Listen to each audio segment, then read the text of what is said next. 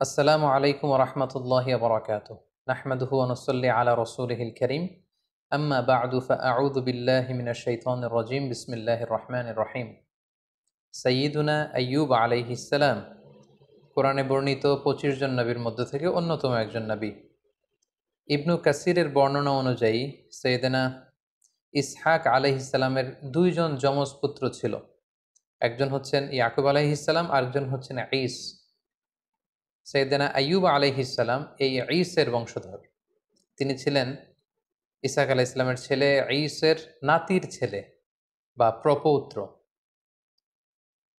ফিলিস্তিনের দক্ষিণ সীমান্তের হুরান এলাকায় সাইয়েদনা আইয়ুব আলাইহিস সালামের জন্ম। সাইয়েদনা আইয়ুব আলাইহিস সালামের দাওয়াতি অভিযাত্রা বা উনি কোন উম্মতের কাছে প্রেরিত হয়েছেন তাদের বর্ণনা, তারা কি অ্যাকসেপ্ট করেছিল নাকি বিরোধিতা করেছিল, বা তাদের উপর কোনো শাস্তি এসেছিল কিনা, কোনো মুআজিজা, এর কোনো কিছুই কোরআনে কিন্তু বর্ণিত হয়নি। কোরআনে যে বর্ণনাটি এসেছে কেবলমাত্র দুটি সূরায় সাইয়েদনা আইয়ুব আলাইহিস সালামের ব্যাপারে আমরা জানতে পারি, যেখানে আল্লাহ তাআলা বলেছেন যে আইয়ুব আলাইহিস সালামকে আল্লাহ তাআলা কঠিন পরীক্ষায় ফেলেছিলেন। সিভিয়ার স্কিন ডিজিজ হয়েছিল ওনার, এমন এক ধরনের চর্মরোগ হয়েছিল বা দেহে এমন ধরনের পচনশীল একটা রোগ হয়েছিল, দেহে পচন ধরে গিয়েছিল, ফলে ওনার আশেপাশের লোকজন ওনাকে ছেড়ে অনেক দূরে চলে গিয়েছিল। উনি স্বাস্থ্যগতভাবে অনেক বেশি কষ্ট পেয়েছিলেন এই অসুস্থতায়, এই রোগে। কেউ কেউ এটাকে কুষ্ঠরোগ বলেছেন, কেউ এটাকে চর্মরোগ বলেছেন। এটা দিয়ে আল্লাহ তাআলা সাইয়েদনা আইয়ুব আলাইহিস সালামকে দীর্ঘদিন তিনি পরীক্ষা নিয়েছিলেন। পাশাপাশি ওনার অনেক সম্পদ ছিল, এই সম্পদগুলো ধ্বংস হয়ে গিয়েছিল, ওনার ছেলেমেয়েরা ইন্তেকাল করেছিল। এরকম একটি ভয়ঙ্করতম পরীক্ষার মধ্য দিয়ে তিনি জীবন কাটিয়েছেন এবং ধৈর্যের পরাকাষ্ঠা দেখিয়ে আল্লাহ তাআলার কাছে সম্মানিত হয়েছিলেন। তিনি এতটাই ধৈর্যের উৎকৃষ্ট নমুনা স্থাপন করতে পেরেছিলেন যে আল্লাহ তাআলা ওনাকে সবের বলে আখ্যা দিয়েছেন, অর্থাৎ ধৈর্যশীল এবং নে'মাল আবদ বা অতি উত্তম বান্দা, সুন্দর বান্দা বলে সূরা সদে আল্লাহ তাআলা উল্লেখ করেছিলেন। আমরা যদি সরাসরি কালামুল্লাহ মাজিদের দিকে তাকাই তাহলে দেখব যে সূরাতুল আম্বিয়া এবং সূরাতুস সদ, এই দুইটি আয়াতে আল্লাহ তাআলা আইয়ুব আলাইহিস সালামের ব্যাপারে আলোচনা করেছেন। সূরাতুল আম্বিয়াতে আল্লাহ তাআলা বলছেন, ওয়া আইয়ুবা ইয নাদা রাব্বাহু আন্নী মাসসানিয়াদ দুররু ওয়া আনতা আরহামুর রাহিমিন। অর্থাৎ হে নবী, স্মরণ করুন আমার প্রিয় বান্দা আইয়ুব আলাইহিস সালামের কথা, যখন তিনি তার রবকে ডেকেছিলেন, মানে আল্লাহ তাআলাকে ডেকে আইয়ুব আলাইহিস সালাম বলেছিলেন যে আন্নী মাসসানিয়াদ দুররু, হে আল্লাহ, আমাকে রোগ পেয়ে বসেছে, কষ্ট পেয়ে বসেছে, আমি রোগাক্রান্ত, আমি জরাগ্রস্ত, আমি রোগাগ্রস্ত। ওয়া আনতা আরহামুর রাহিমিন, আল্লাহ আপনি তো মেহেরবান, আপনি তো দয়াময়, আপনি সব দয়াময়ের চাইতে বড় দয়াময়। দেখেন, এত দীর্ঘদিন আইয়ুব আলাইহিস সালাম প্রায় ১৩ বছর এই সিভিয়ার স্কিন ডিজিজ বা চর্মরোগে আক্রান্ত হয়েও তিনি আল্লাহকে বলেন যে আল্লাহ আপনি আমাকে রোগ নিরাময় করে দেন, আপনি আমাকে শিফা দেন, আপনি আমাকে সুস্থ করে দেন, এটা বলেননি। এটা ওনার একটা অ্যাটিটিউড। আমরা যদি রোগাক্রান্ত হই, শিফা চাওয়া, সুস্থ হওয়ার জন্য দোয়া করা, এটা জায়েজ আছে, শুধু জায়েজই নয়, এটি সুন্নাহ। রাসূল সাল্লাল্লাহু আলাইহি ওয়াসাল্লাম নিজেও শিফার জন্য দোয়া করতেন। কিন্তু সাইয়্যিদুনা আইয়ুব আলাইহিস সালাম এক্ষেত্রে ব্যতিক্রম। তিনি আল্লাহ তাআলার কাছে দোয়া করেন যে আল্লাহ আমাকে সুস্থ করে দেন। তিনি কি বলেছেন? তিনি বলেছেন আন্নী মাসসানিয়াদ দুর, হে আল্লাহ আমার কষ্ট হচ্ছে, আল্লাহ আমাকে রোগ পেয়ে বসেছে, আমি রোগাক্রান্ত, আর আপনি তো মেহেরবান, এতটুকু বলেছেন। কারণ ওনার অ্যাটিটিউডটা হচ্ছে এরকম, রোগ দিয়েছেন আল্লাহ, আমি যে কষ্ট পাচ্ছি এটাও দেখছেন আল্লাহ। সো আল্লাহ যদি রোগ দিয়ে খুশি, আমি রোগ পেয়ে খুশি, তাই এই রোগ আমার থেকে উঠিয়ে নেন এটা আমি বলতে পারবো না।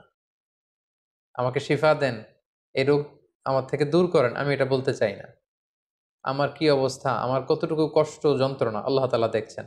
তাই তিনি বলেছিলেন, হে আল্লাহ, আমাকে রোগ পেয়ে বসেছে, আমি রোগাক্রান্ত আল্লাহ, আর আপনি তো মেহেরবান, আমি রোগী আর আপনি তো দয়াময়।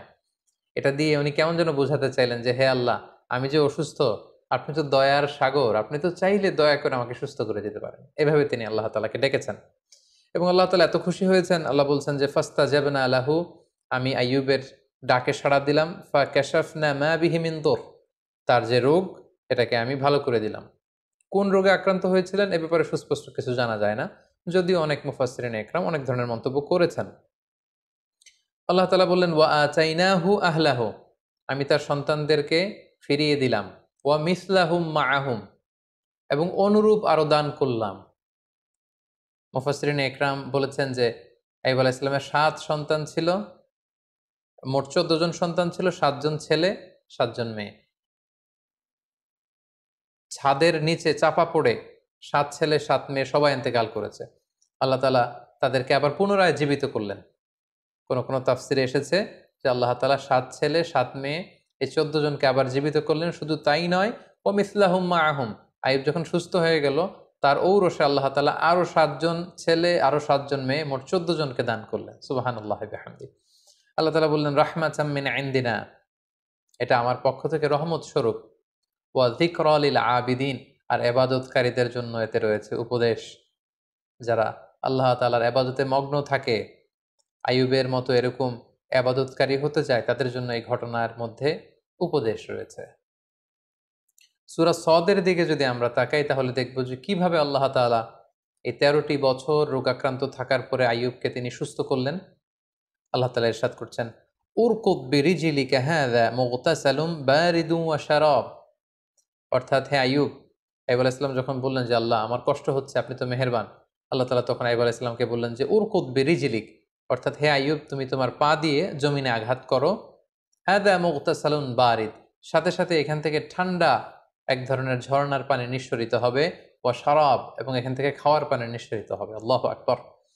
১৩ বছর পর আল্লাহ প্রত্যাদেশ করলেন পা দিয়ে আঘাত করো, তিনি পা দিয়ে আঘাত করলেন, সাথে সাথে এখানে ঠান্ডা পানি মজুদ হয়ে গেল। এই ঠান্ডা পানি দিয়ে আইয়ুব আলাইহিস সালাম গোসল করলেন। গোসল করার সাথে সাথে আল্লাহ তাআলার মেহেরবানিতে তার দেহের সব চর্মরোগ, কুষ্ঠরোগ, ক্ষতিকারক সব কিছু দেহ থেকে ঝরে পড়ে তিনি সতেজ সবল, আগের মতো সেরকম এনথিউজিয়াস্টিক, ওনার স্ট্যামিনা, এনার্জি, শক্তি সব তিনি ফিরে পেলেন। এবং আল্লাহ তাআলা বললেন ওয়া শারাব, এবং এখান থেকে খাও।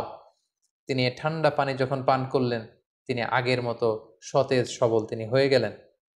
আল্লাহ তাআলা বললেন ওয়া ওয়াহাবনা লাহু আহলাহু ওয়া মিসলাহুম মাআহুম, আমি তার সন্তানদেরকে ফিরিয়ে দিলাম এবং অনুরূপ সন্তান আমি আবার তাকে দান করলাম। যেটা আমরা একটু আগে উল্লেখ করেছি যে অনেক মুফাসসিরিন একরাম বলেছেন ৭ ছেলে ৭ মেয়ে ছিল, ওনার ব্যবসা প্রতিষ্ঠান ধ্বংস হয়ে গিয়েছে, ঘরের ছাদের নিচে চাপা পড়ে ৭ ছেলে ৭ মেয়ে ইন্তেকাল করেছে, আল্লাহ তাআলা তাদেরকে আবার জীবিত করে দিলেন।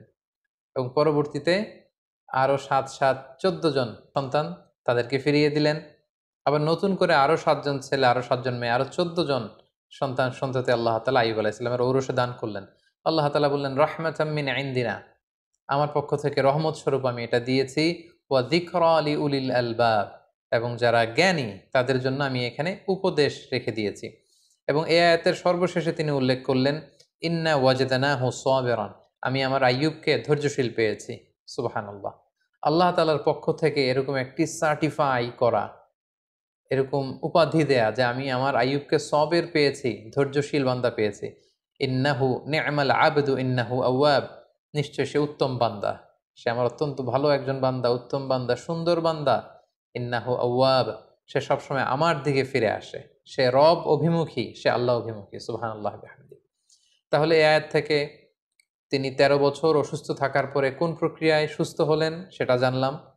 পায়ের আঘাতে আল্লাহ তাআলা ঝর্ণার ব্যবস্থা করলেন বা কুয়ার ব্যবস্থা করলেন, সেই পানি দিয়ে গোসল করলেন, তিনি পান করলেন, আল্লাহ তাআলা তাকে সুস্থ করে দিলেন, ওনার সম্পদ ফিরিয়ে দিলেন, সন্তান ফিরিয়ে দিলেন, এবং তাকে আল্লাহ তাআলা ধৈর্যশীল এবং উত্তম বান্দা বলে ঘোষণা করলেন। এবং অনেক মুফাসসিরিন একরাম উল্লেখ করেছেন যে উনি যখন অসুস্থ ছিলেন, চর্মরোগে আক্রান্ত, ওনার আত্মীয় স্বজন প্রতিবেশী সবাই ওনার থেকে মুখ ফিরিয়ে দূরে চলে গিয়েছে, কেবল ওনার স্ত্রী ওনাকে ছেড়ে দূরে কোথাও যায়নি। ওনার স্ত্রী অন্য জায়গায়, মানুষের বাড়িতে বাড়িতে বিভিন্ন জায়গায় তিনি কাজ করতেন, কাজের বিনিময়ে যে অর্থ পেতেন এটা দিয়ে তিনি স্বামীর জন্য খাবার কিনে আনতেন, স্বামীর সেবা শুশ্রূষা করতেন। এই ১৩টি বছর তিনি তার অসুস্থ স্বামী আইয়ুব আলাইহিস সালামকে আগলে রেখেছিলেন, স্বামীকে ছেড়ে তিনি কোথাও চলে যাননি। সম্মানিত সুধী, এ পর্যায়ে আমরা আইয়ুব আলাইহিস সালামের জীবনী থেকে কিছু লাইফ লেসন আপনাদের সাথে শেয়ার করব। প্রথম যে লেসনটি আমরা পাই সেটা হচ্ছে sickness could be a test. আমরা প্রায় অসুস্থ হয়ে পড়ি, আমাদেরকে মনে রাখতে হবে এই অসুস্থতা কিন্তু আল্লাহ তাআলার পক্ষ থেকে একটি পরীক্ষা। আমরা কখনো সুস্থ থাকি, কখনো অসুস্থ থাকি। আল্লাহ তাআলা আমাদেরকে কাউকে সুস্থ রেখে পরীক্ষা করেন, তিনি দেখেন যে সুস্থ থেকে আমরা আল্লাহ তাআলার শুকরগুজার হই কিনা। আবার মাঝে মাঝে তিনি আমাদেরকে অসুস্থ করেও তিনি আমাদেরকে পরীক্ষা করেন। তিনি দেখতে চান যে অসুস্থ অবস্থায় আমরা ধৈর্য ধারণ করি কিনা। তো আমাদের পুরো জীবন প্রক্রিয়াটাই কিন্তু একটা পরীক্ষার মধ্য দিয়ে যাচ্ছে। আমরা কেউ ধনী, কেউ গরিব। কাউকে আল্লাহ ধনী বানিয়ে পরীক্ষা করেন, কাউকে গরিব বানিয়ে পরীক্ষা করেন। কাউকে সুস্থ রেখে পরীক্ষা করেন, কাউকে অসুস্থ রেখে পরীক্ষা করেন। সো অসুস্থতা কিন্তু আল্লাহ তাআলার পক্ষ থেকে একটি বড় পরীক্ষা, এবং এই অসুস্থ অবস্থায় আমরা সঠিক সময়ে সঠিক রেসপন্সটুকু করছি কিনা, দ্যাট ইজ দ্য কোশ্চেন। এবং আমরা ধৈর্যশীল বান্দাদের অন্তর্ভুক্ত হচ্ছি কিনা, সেটা হচ্ছে আমাদের দেখবার বিষয়। আমরা যারা অসুস্থ থাকি, আমরা আসলে কতটুকু অসুস্থতা ভোগ করছি। কেউ আমরা 2 মাস, 3 মাস, 4 মাস অসুস্থ থেকে অনেক সময় বলি যে আমার আমার থেকে অসুস্থতা যাচ্ছে না, আল্লাহ তাআলা কি আমাকে দেখেন না, তিনি কি আমাকে সুস্থ করবেন না? আমরা কি একটু আইয়ুব আলাইহিস সালামের জীবনের দিকে খেয়াল করেছি? তিনি টানা 13টি বছর অসুস্থ থাকার পরেও আল্লাহ তাআলাকে বলেননি আল্লাহ যে আমাকে সুস্থ করে দেন। যদিও সুস্থ করে দেন বলা জায়েজ, কিন্তু তিনি বলেছেন যে আল্লাহ আপনি তো মেহেরবান। সো আমরা অসুস্থ অবস্থায় যেন ধৈর্য ধারণ করতে পারি, আল্লাহ তাআলার উপর আস্থা এবং বিশ্বাস যেন আমরা অটুট রাখতে পারি, সেটা হচ্ছে আইয়ুব আলাইহিস সালামের জীবনী থেকে আমাদের জন্য প্রথম শিক্ষা। দ্বিতীয় যে শিক্ষাটি আমরা পাই সেটি হচ্ছে বড় পরীক্ষায় বড় পুরস্কার লাভ হয়। আল্লাহর হাবিব সাল্লাল্লাহু আলাইহি ওয়াসাল্লাম ইরশাদ করেছেন, ইন্না ইযামাল জাযাই মা ইযামিল বালা। অর্থাৎ পরীক্ষা যদি বড় হয়, সেটার পুরস্কারও হতে হয় বড়। আমরা যদি আইয়ুব আলাইহিস সালামের জীবনের দিকে দেখি যে তিনি কত বড় পরীক্ষা দিয়েছেন। আমরা 1 মাস 2 মাস অসুস্থ থাকলেই বলি যে আল্লাহ তাআলা কি আমাকে দেখে না? আমি কতটা অসুস্থ? তিনি কি আমাকে সুস্থ করবেন না? কিন্তু আইয়ুব আলাইহিস সালাম টানা 13 বছর তিনি অসুস্থ ছিলেন। এটার কারণে তার পুরস্কারটাও ঠিক সেরকম বড়। তার সন্তানকে আল্লাহ তাআলা নিয়ে গিয়েছিলেন। তার সম্পদ শেষ হয়ে গিয়েছিল, আল্লাহ তাআলা সম্পদ ফিরিয়ে দিলেন। তিনি অসুস্থ হয়েছিলেন, চর্মরোগে আক্রান্ত ছিলেন। তিনি একেবারে সতেজ হয়ে গেলেন, শক্তিশালী হয়ে উঠলেন।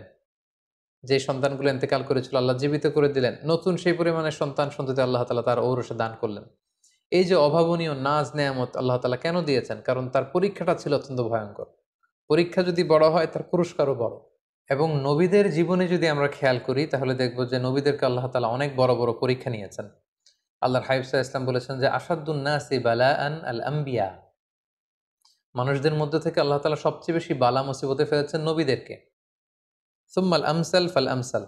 এরপরে নবীদের পরবর্তীতে যাদের অবস্থান তাদেরকে। এবং ফাইয়ুবতালা রজুলু আলা হাসাবি দীনি। ব্যক্তির দিনদারি অনুসারে তাকে আল্লাহ তাআলা পরীক্ষা নিয়ে থাকেন। যে যত আল্লাহওয়ালা তার জীবনে পরীক্ষা তত বেশি। সো আপনি যদি খুব বেশি পরীক্ষার সম্মুখীন হন, জীবনে যদি আপনার খুব বেশি স্ট্রাগল করতে হয়, আপস এন্ড ডাউনস থাকে, বারবার অসুস্থ হয়ে পড়েন, তার মানে এই না যে আল্লাহ তাআলা আপনাকে পছন্দ করছেন না। বরং আল্লাহ তাআলা আপনাকে বেশি পছন্দ করেন বলেই, বরং আল্লাহ তাআলা আপনার সম্মান মর্যাদা আরো বাড়িয়ে দিতে চান বলেই আল্লাহ তাআলা আপনাকে বেশি বেশি পরীক্ষা করেন এবং অসুস্থ রাখেন। আমরা অনেক সময় বিপদে পড়লে, মুসিবতে পড়লে, অসুস্থ হলে অসন্তুষ্ট হই। আর সাহাবারা বিপদে না পড়লে, অসুস্থ না হলে তারা চিন্তিত হয়ে যেতেন। সাহাবীদের যখন অসুস্থতা আসতো না, কোনো বিপদ আসতো না, তখন ওনারা চিন্তা করতেন, হায় রে, আল্লাহ তাআলা কি আমাকে পছন্দ করেন না? তাহলে আল্লাহ তাআলা আমাকে পরীক্ষা নিচ্ছেন না কেন? আমার জীবনে কোনো বিপদ আসছে না কেন? আমার জীবনে কোনো অসুস্থতা নেই কেন? তার মানে আল্লাহ তাআলা কি আমাকে কম পছন্দ করছেন? ওনারা সবসময় এটা নিয়ে চিন্তিত থাকতেন। আর আমরা বিপদে পড়লে চিন্তিত হয়ে পড়ি। সম্মানিত শুধু মুমিন জীবনে বিপদ আসা এটা একেবারে ওতপ্রোতভাবে জড়িত, এটা আসবেই।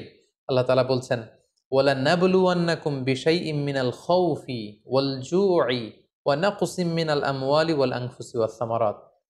আমি আল্লাহ তাআলা অবশ্যই অবশ্যই তোমাদেরকে পরীক্ষা করব। কি দিয়ে পরীক্ষা করব? মিনাল খাউফ, ভীতিকর পরিস্থিতির মধ্য দিয়ে তোমাদেরকে যেতে হবে। ওয়াল জু', খাদ্য ঘাটতি ঘটবে, ক্ষুধার জ্বালায় কষ্ট পেতে হবে তোমাদেরকে।